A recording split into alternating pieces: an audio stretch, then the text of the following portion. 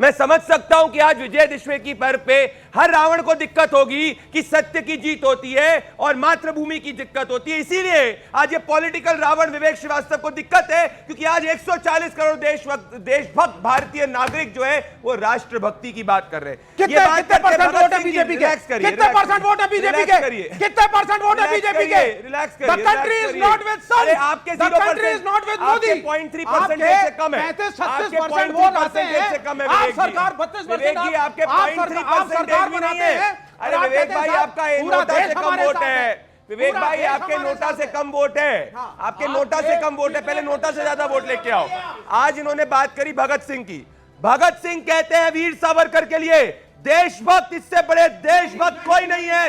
ये वीर सावरकर के लिए भगत सिंह पत्र लिखते हैं। इन्होंने बात करी कि संघ, इन्होंने बात करी संघ की। विवेक जी, मैंने आपको इंटरप्ट नहीं किया। इन्होंने बात करी संघ की। क्या आप जानते हैं विवेक श्रीवास्तव, 1921 के सेशन में कांग्रेस के पहली बार पूर्ण स्वराज की बात करने वाले डॉक्टर हेगड़ेवर थे, जिसको कांग्रेस ने 1929 के अंदर स्वीकारा था। आपको दिक्कत आरएसएस से क्या, मैं बताता हूं आपको दिक्कत क्या है। क्योंकि आरएसएस की जो पहली 3 लाइन है, पहली लाइन है वो कहती है नमस्ते सदा वत्सले मातृभूमि। मैं मातृभूमि तुमको वर्णन करता हूं। आप लोग नक्सलियों को वर्णन करते हैं, हम मातृभूमि को नमन करते हैं।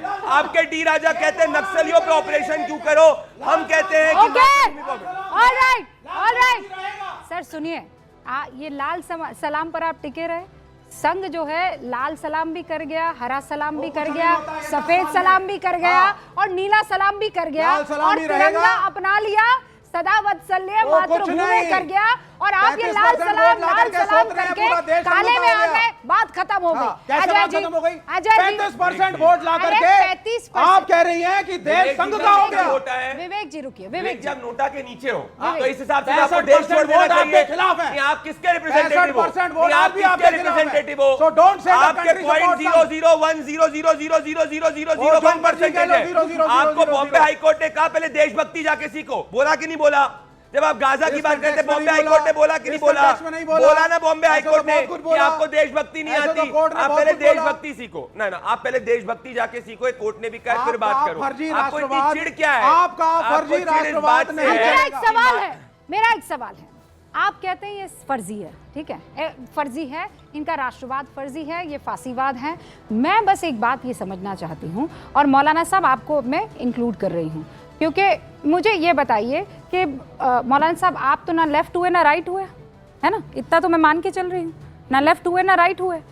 तो आप मुझे सेंटर में ही खड़े होकर बता दीजिए ऐसा क्या है जो संघ लगातार बढ़ता चला गया? अगर फर्जी है इसका राष्ट्रवाद, अगर ये फांसीवादी है, तो इतने लोग जुड़ कैसे गए इसके साथ?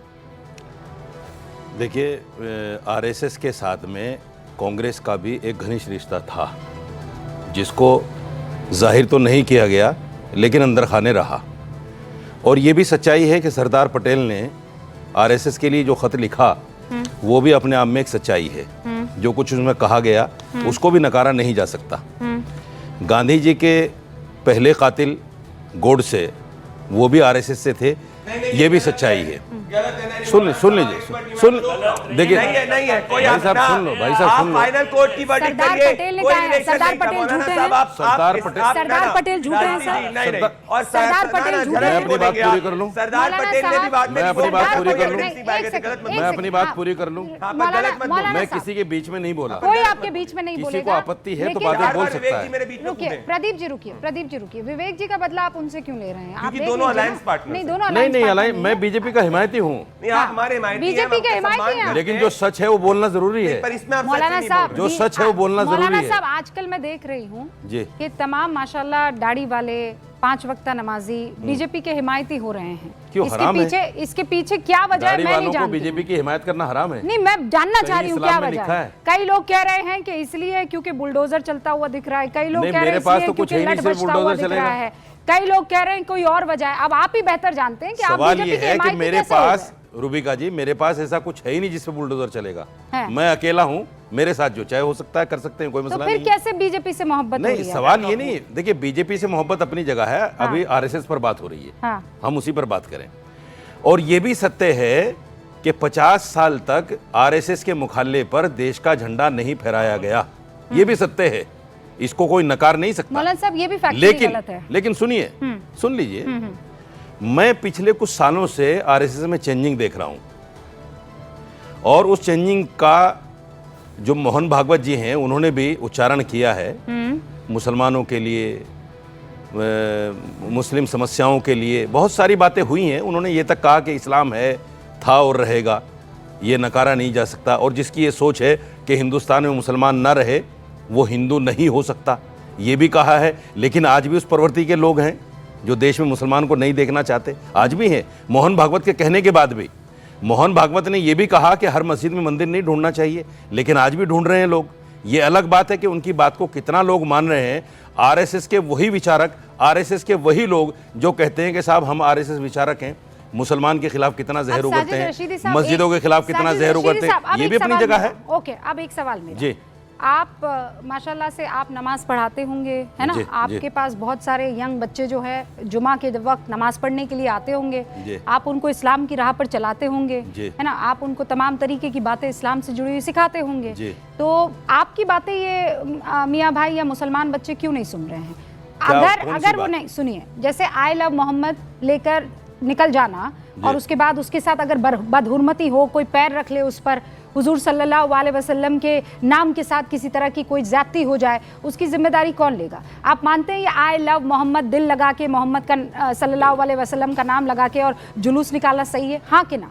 देखिए एक बात सुन लीजिए, पहले हाँ या ना? मैं वही बता रहा हूँ, मैं वो सुनिए, उसको हाँ या ना? सुन लीजिए थोड़ा सा।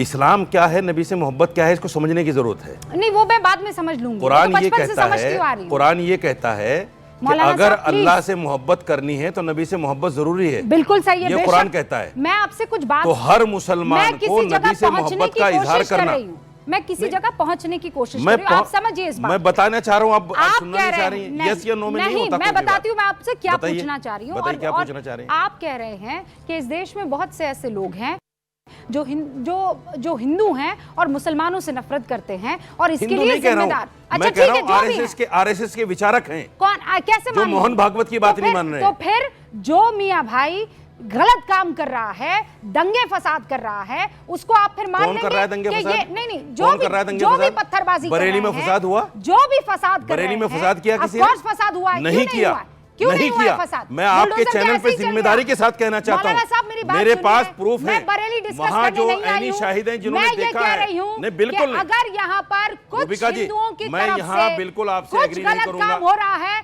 तो बिल्कुल संघ नहीं किया। बीजेपी जिम्मेदार हो जाती है। में कोई फसाद अगर नहीं हुआ। कुछ मुसलमानों की तरफ से गलत काम, फसाद और दंगे हो रहे हैं तो इसके लिए पूरा इस्लाम जिम्मेदार हो जाता है।